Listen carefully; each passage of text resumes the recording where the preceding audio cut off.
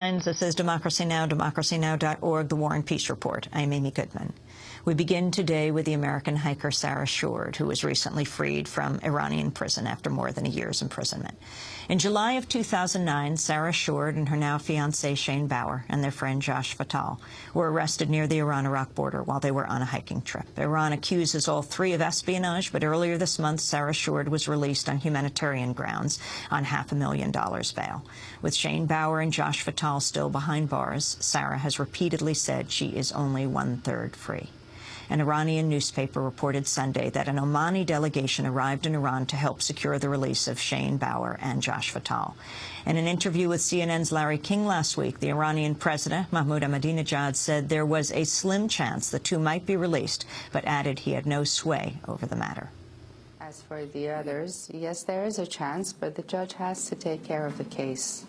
I have no influence over it.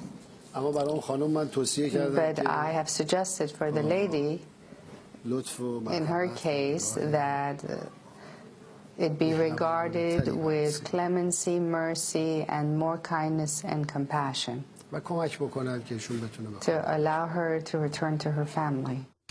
Well, the freed American hiker Sarah Shourd met with the Iranian president Friday, urging him to release her two friends in prison. The president told the Associated Press he hoped Bauer and Fattal would be able to provide evidence that, quote, they had no ill intention in crossing the border so that they can be released.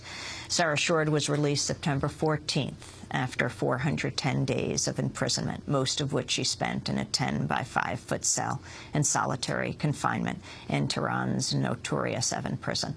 Well, Sarah Shourd joins us here in New York 2 weeks after her release. Welcome to Democracy Now!, Sarah. Thank you, Amy. It's very good to be here. Good to have you with us. It's good to see you free. We've talked about your case for more than a year with your mother, with the mothers of Josh and with Shane, and now you're sitting here. How does it feel to be free? Well, it's a great improvement, but it doesn't feel over because it's not over. It's not the way that I dreamed of getting free. It's not the way that Shane and Josh and I wanted it to happen, but it's a step in the right direction. What do you want to happen now? I want everyone around the world that's been involved in our case, that's been advocating for us and that believes in our freedom, to redouble their efforts. I want just a huge push so that we can finish this and Shane and Josh can join us. Tell us how you were freed. What happened? Well, the judge said that I was freed on humanitarian grounds because I was in solitary confinement, which is a harsher sentence. And tell us how the whole thing went down, about the Omani delegation, just how the balls got rolling. Well, a lot of that I wasn't privy to. You know, I was just sitting in my cell, and there were very few intimations that anything was happening until the last day of Ramadan, the Eid holiday, and that's when I met with some people from the judiciary alone, and as soon as I left my cell alone, I knew there was something going on, and they told me, you may be freed on bail, we hope. And then I spent the next 2 days just sitting in my cell, not knowing what was happening, with very little information on the news that I got about our case, and I didn't see Shane and Josh for those 2 days, so I knew that there was something weird going on. And then the third day, they took me back to the judge, and my lawyer was there. That was the first time in 14 months that I actually was allowed to see my lawyer. An Iranian lawyer? Yeah, yeah. He's a wonderful man, Mahmoud Shafi, and he's helped us a great deal in this time, and he continues to tirelessly advocate for Shane and Josh. So, what did Oman have to do with this? They brought me back. You know, I went to Muscat, and I don't know exactly what they had to do with it, but I know they've been really helpful, and they continue to try to free Shane and Josh. And who put up the bail? I don't know, and I probably will never know who put up the bail, but there was a really amazing story about an Iranian official who, in the last moments when they weren't sure who was going to put up the bail, if there was going to be bail, and there's a lot of scrambling and confusion about how to get it in a timely fashion. There was an Iranian official who offered to mortgage his house because he just believed so strongly that I should be freed, and he was concerned about my well-being. And I don't even know who this individual is, but I think it's a phenomenal example of you know, people on both sides that want to get past these political disputes and don't believe in you know, human beings being used in these kind of political battles.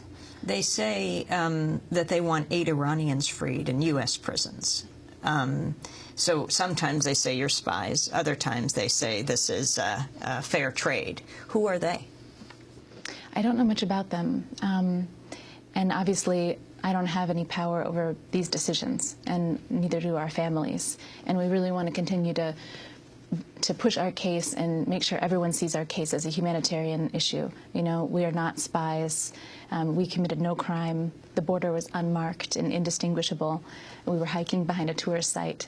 And I think now that a lot of these questions are being answered, and questions about who we are, I think that, you know, people are going to really support and exclusively see this as a humanitarian issue. But what did President Ahmadinejad say to you, and what did you say to him in your meeting last week? Well, I gave him evidence, the evidence that he requested about Shane and Josh and I, about about what we were doing before our arrest, about why Shane and I were living in Damascus, Syria, for over a year. You know, I was teaching English to Iraqi and Palestinian refugees, as well as Syrian nationals, and part of a program to help Iraqi refugees apply to college in the United States. And Shane was doing a little journalism. Shane has long been a courageous international journalist focusing in the Middle East. And we have broadcast his report from the Middle East, from Iraq. Yeah. So I talked a lot about our politics, about who we are, and he was very friendly. He was especially gracious to my mother, concerned about her health and her upcoming surgery. And he said, you know, he made a lot of the same statements that he's made publicly all along, that he will make a strong plea to the judiciary to be lenient with us, with Shane and Josh, and that he's feeling hopeful. Talk about what happened 14 months ago. Tell us why you were on the border, what you were doing in northern Iraq. Well, in Damascus, there's, you know, Damascus, Syria, the whole region is an extremely beautiful place, but there's not a lot of green mountains. And a friend of mine that was also teaching in the same program that I was teaching at in Damascus, a year before, he told me about his hiking trip in northern Iraq, in Kurdistan. It's a semi-autonomous region established by the United States in 1991 as a no-fly zone. It's not a war zone, and no Americans have been hurt there for a long time. Our Westerners travel there frequently. So I had 10 days off work, and we decided to take my friend's advice. And our friend Joshua Fattal, he had just come a week before to stay with us, and he didn't know how long he was going to be staying. He had been traveling around the world to South Africa and China as a part of this international teaching program that he helped coordinate on global health. And he showed up, and he was very eager to take a trip with us. We'd done a lot of hiking with Josh before in Oregon, where he lived.